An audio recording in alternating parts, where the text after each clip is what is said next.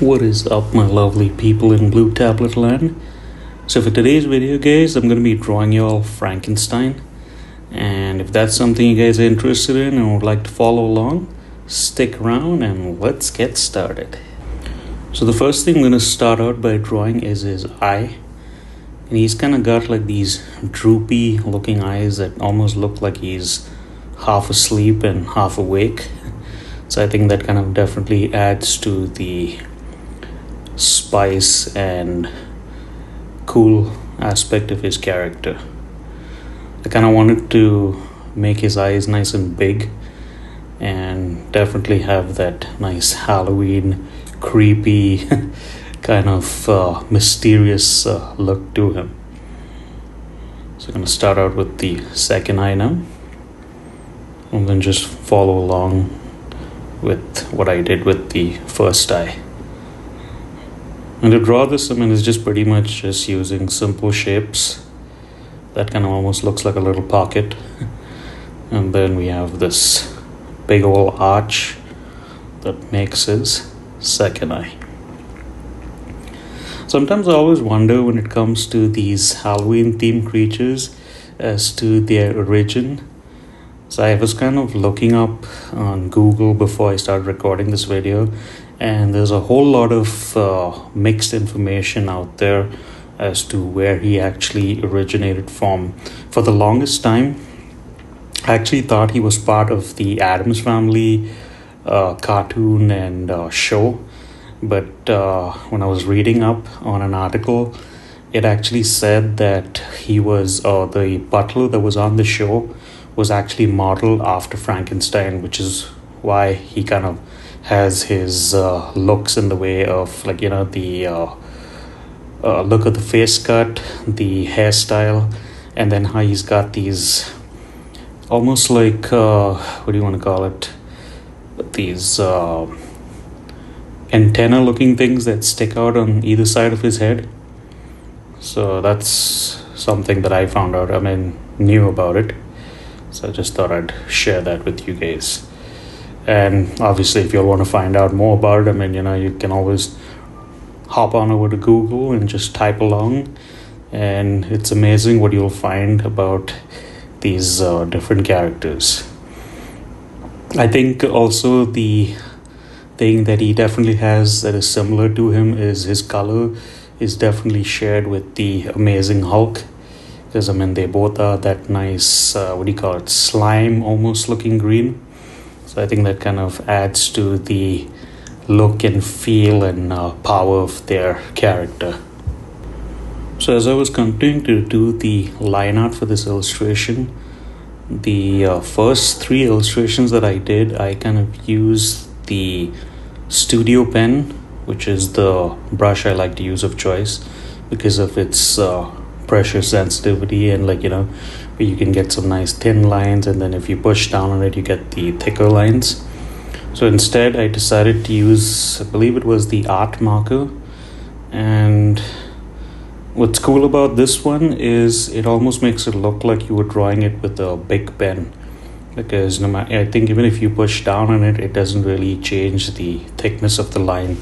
So I was kind of thinking maybe if I should make a separate video just to show y'all what's the difference in doing different line weight when it comes to drawing a character, where if you just choose one line weight how it looks, and then as opposed to changing up the line weights by showing the thick and thin lines, which would signify where the light and the shadows hit.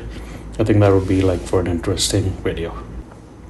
Another thing that I was thinking about before even making this playlist was I kind of wanted to make the line art of all these illustrations as a free downloadable PDF that anybody out there could download and just maybe use it to trace over or draw over, or kind of make it look or use it as a coloring page. And I was not really sure how I was going to go about doing it, but that was kind of my thought process. So I don't know when and if I will do that. But if I do, you guys can always check back, and it'll probably be in the description section of the video. So, that's kind of like my way of saying thank you to you guys for following along. And like a little gift for you guys that y'all can most probably use to download and get your version of it, and draw your version and color it, and do as you wish, but just don't sell it commercially. Respect the artist's rights. What else? Definitely, I think drawing this character definitely took some time as opposed to the other ones, because there's a whole lot of features and expressions and all going on. So it definitely took me, I think, a little over, I think almost close to 10 minutes to just get the line art done. But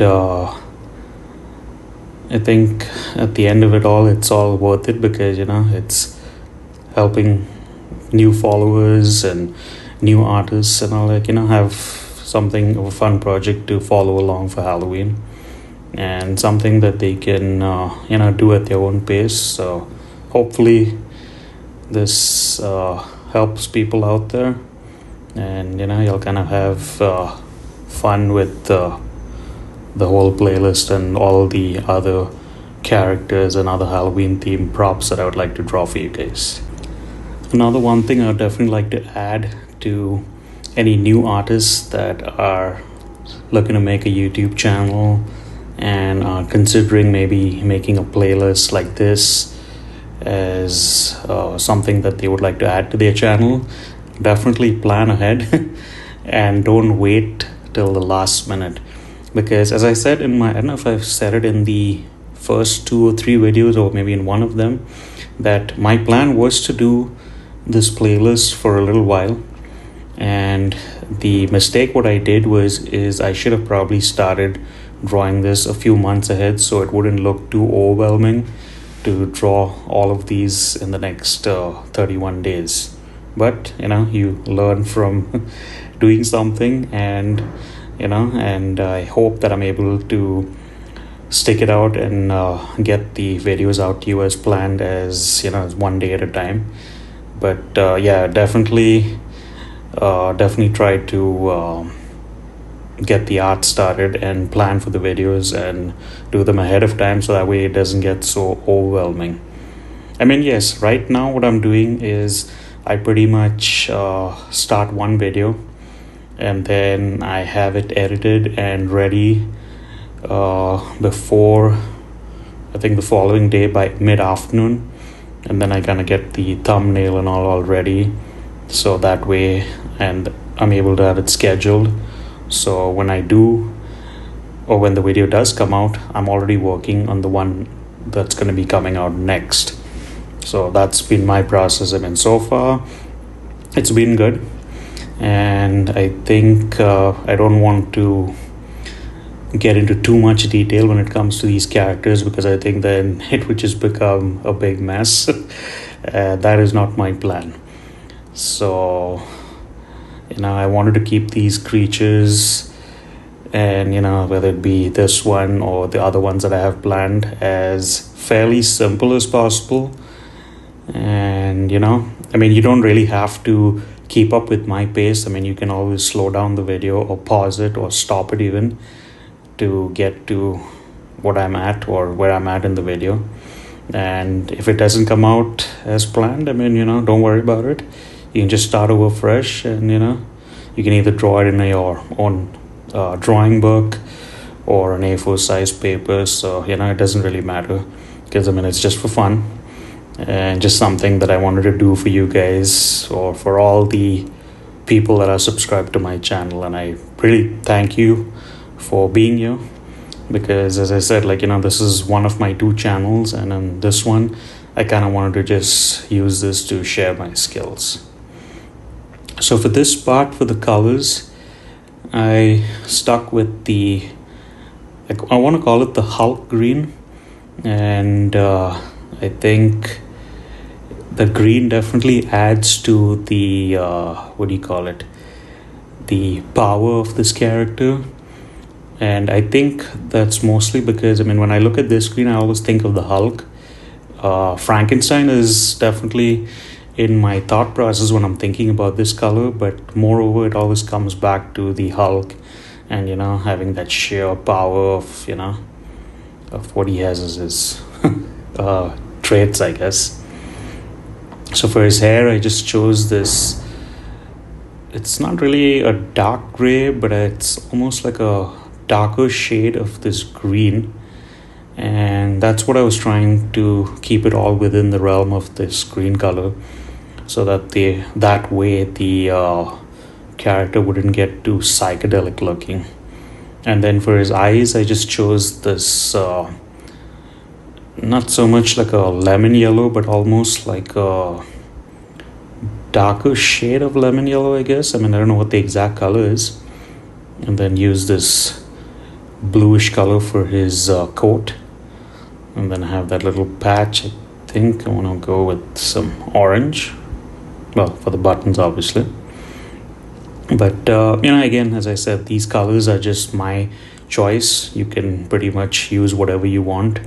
You can make his coat green and make the actual monster maybe blue. I mean, it's all the what do you call it? I'm losing my trail of thoughts of what I'm trying to say. Choose the colors that you feel are going to be cool looking and run with it. So now for his shading, what I did was a process that I've used in my other illustrations, and what it basically is you make a layer right on top of the colors, and you select the line art color that you chose, and you use a clipping mask and turn it on, so whatever you do ends up being reflected on the color layer at the bottom. And pretty much what that does is, and the main thing, the important thing is you need to reduce the opacity. Now for this, I went ahead and took it down to about 30 initially, and then after I was coloring it, I noticed that it was looking a little bit dull, so then I bumped it up to about 40. And that's just personal preference. I mean, you don't have to actually do it that way. This is just one way of shading an illustration. This is also something that I learned from another artist that I follow, and I've tried both ways. This is one way, and then the other way is, you just choose a darker version or a darker shade of the color you're using to get the shadow. But what's cool about doing the first way, what I just talked about, where you use the clipping mask and the line art layer or the line art color, is if you decide you want to change over the color from green to a blue or a red, it automatically adjusts the shadow for that very color, so you don't really have to manually go in and change it. But now if you do the process where I tell you, or what I just said was where you choose the darker version of that color, and if you decide you want to change it, then you pretty much have to start over from the beginning and just delete that layer and just start fresh. So there's the pros and cons, I guess, to doing shading with the clipping mask and then just using the darker shade of the color. I don't know if that was really confusing, but I tried to make it as easy as I possibly could. And I guess maybe for a short video, I guess I could show y'all what I really mean, as opposed to just talking about it, and show you all the difference as to how it can speed up the actual shading process. So for this, while I was shading it, I pretended like not the color, but the light source was going to be directly above him. So all of the shadows would be from the lower half of him going, or looking from the bottom looking to the top. And this is something that I still have been working for, or not working for, but practicing myself for a little while. And every now and then, if I'm not sure of how the shadow will look, I have this little cube, wooden cube that sits on my drawing table, and I have a light source, obviously my lamp, and I just shine the light on the cube and see how the shadow falls, so I kind of get a visual as to how the shadow would look on something that I'm going to be drawing, I guess that's kind of like a real life study. But eventually it'll come to you with time. And once you draw more and more, you'll understand how the lights hit a certain part of the object and how it looks, and how to shade the what do you call it, fabric or clothes if you're drawing it for a certain illustration. Because I mean, how the light falls on a pair of jeans, if you're drawing a pair of jeans, that is, it would look different than if you were drawing a fabric of silk of some sort. I don't know if that made any sense, but that's the whole point of the shadows and the highlights and all that other fun stuff. So there is an artist that I follow on Instagram, and his Instagram handle goes by the name of Drawholic. And this artist is amazing because he draws things to a point where it looks so realistic.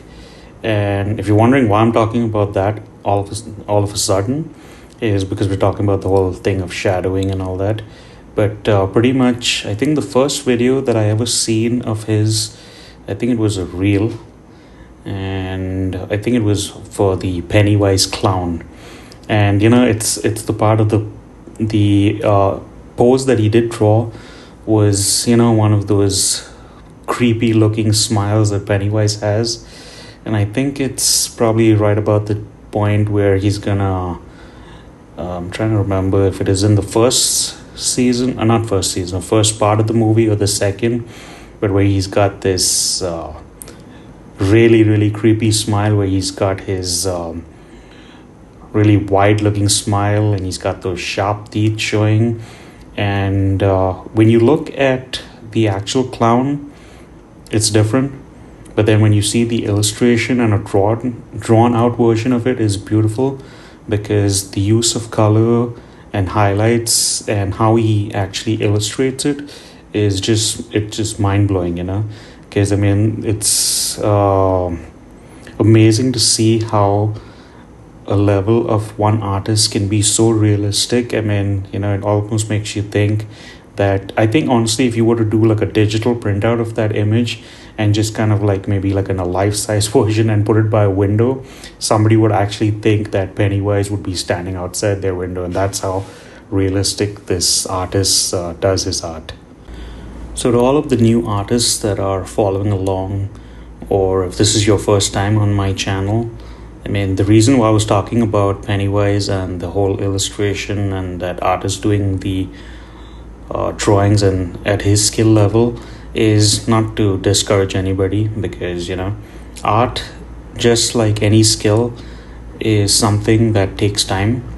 And if you're not good today, that doesn't mean you're not going to get good in a few months from now, in a year from now. I mean, like for me, when I first started out my art journey, I mean, like or not journey, what I meant to say was started my art back up was back in 2018.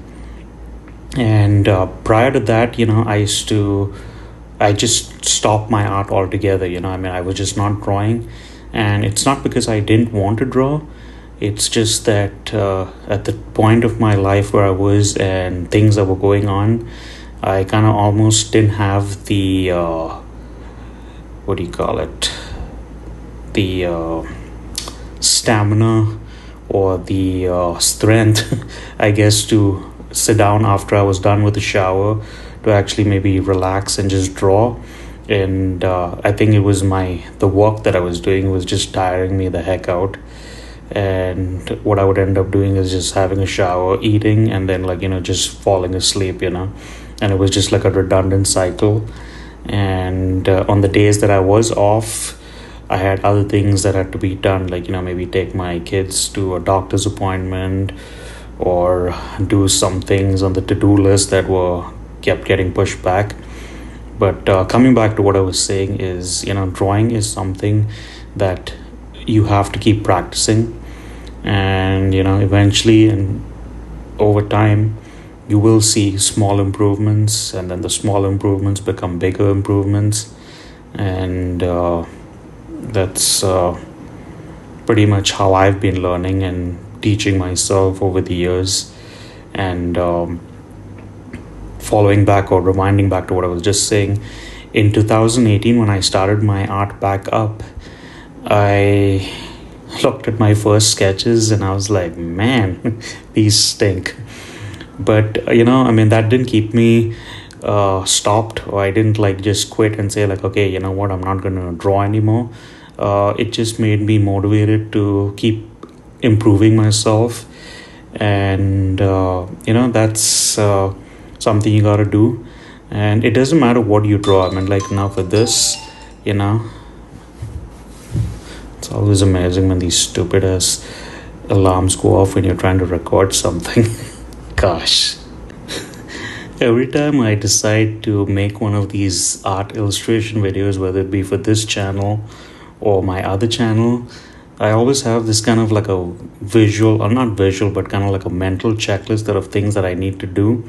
And as usual, the one thing that I always forget to do is turn off the notifications on my iPad and my cell phone, because if you have an Apple product, they always feel the need to remind you on one device and the other device and the third device, and it's almost like they're like, I don't know, they kind of feel like they gotta babysit you. I was like, I get it that there's a notification on my tablet. I mean, I don't need to see it on my phone and on my other devices, but yeah, it kind of like throws you off your game of doing the voiceover. Because I was like, just now I was like recording and I suddenly hear this jingle go off and I'm like, what is that? And it's birthday reminders. I was like, thank you very much, and thank you for ruining my voiceover with that little jingle. But that was that. But coming back to what I was saying is, what was I saying? Yes, I was talking about, how you keep improving on your art. And I actually have a small little art book, or a small note. It's almost like a notepad looking book, but it is an art book. And the whole purpose of keeping that was, I learned that, or I think it was from one of my art teachers in art school, like about 20 plus years ago. And he used to always tell us that, hey, when you go out and about and are not at home, carry a small little art book with you. And if you see something that inspires you, maybe draw it or maybe write about it. And when you come back home, if you still have that inspiration and think that you could do something with that drawing or some sort of text, it's a nice thing to carry around. So that was some food for thought, some inspiration that my professor shared with the class. And till date, I've had a lot of art books over the years, and and some of them are just paragraphs and things that I wrote about that I kind of wanted to draw. And then there are some things that I've actually drawn just like a rough sketch, and then seeing if I could take that further and turn it into an actual illustration. But yeah, this shading has definitely taken some time. And I tried my best to give the pants over here that wrinkled kind of look, almost like that worker kind of Carhartt workman gear type. And that fabric is kind of like a very stiff kind of a fabric, and it's got like this water repellent feature to it, so it doesn't really fold and bend usually, like how if you had a pair of jeans or a pair of cargo pants.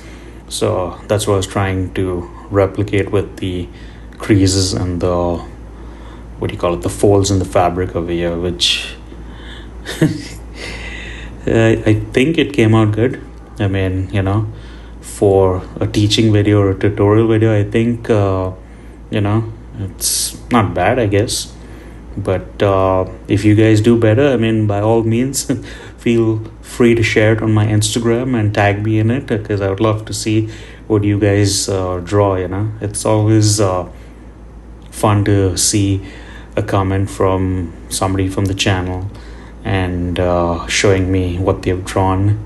And I've not had it happen on this channel, but I have had it happen on my other channel, where I'd drawn an illustration of a little book, which, well, it's not a little book. It was called The Book of the Dead by, what is it? The movie The Mummy.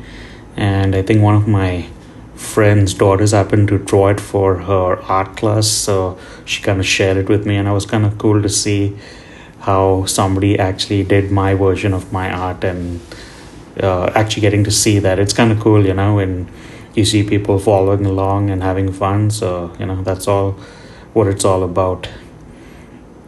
But yeah, I'm looking forward to doing the rest of these illustrations for you guys. And I think, what is this? Today is day 4 of this drawing.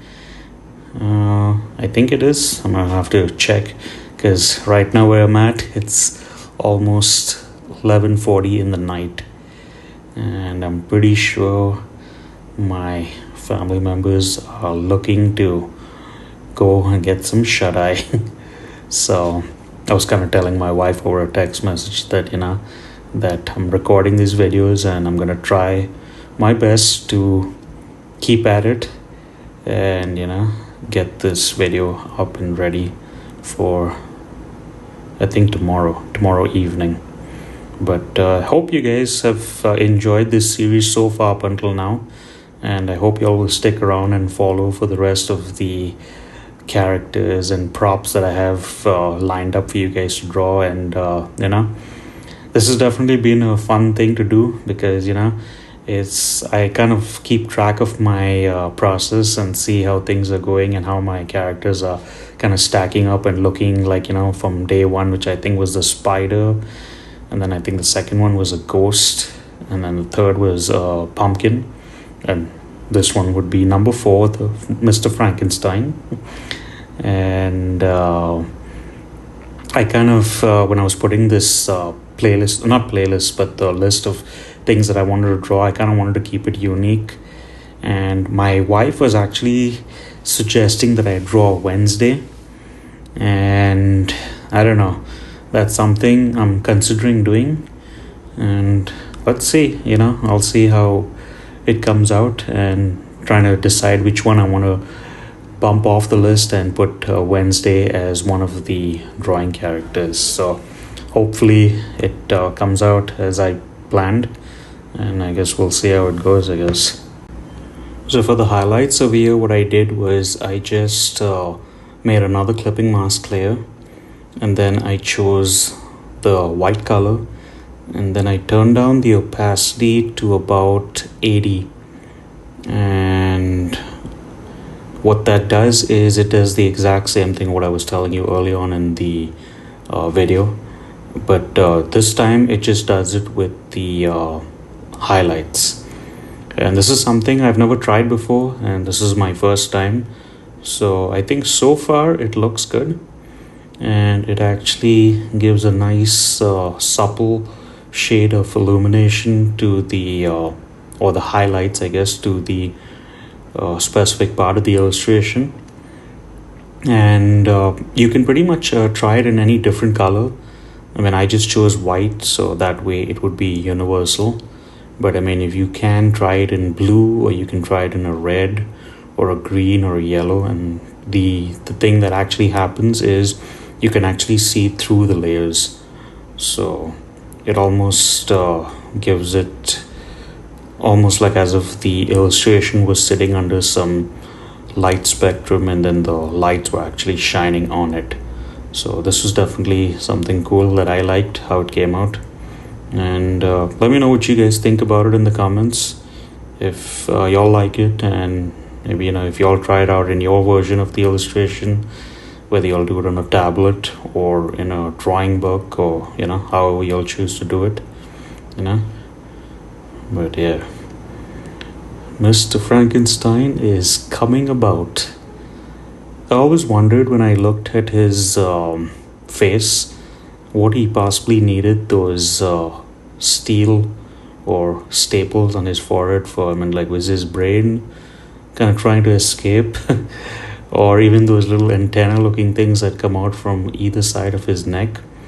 It's cool to see the ideas and the thought process, like, when each of these characters is being designed. Like, I mean, there's so many that you can think about when it comes to Halloween, and like, each one has their very own story on, how they became the character they are. So, and I think that's what's very interesting about the whole spirit and theme of Halloween. You get to, especially when you're going to these parties and going trick-or-treating, I guess it's nice to be able to pretend that you're a certain different thing for that one special evening.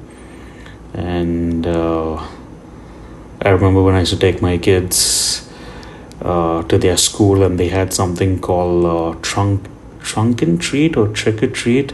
But pretty much what it was is each family would come with their SUV or car, and then they would decorate the trunk version in a Halloween theme, and then the children of the school would get to trick or treat in the parking lot and go to different cars.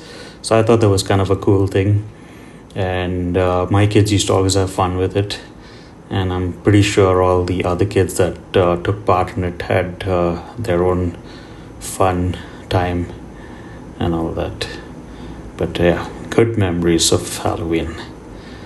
So here now we're at the end, and to make Mr. Frankenstein pop, I decided to give him this circular background so he doesn't look like he's kind of just floating in the air, and kind of gave it this nice blue pop. But all in all, guys, I hope you all enjoyed this illustration, and keep following along for the other ones. Till the next time, guys, take care. Bye for now.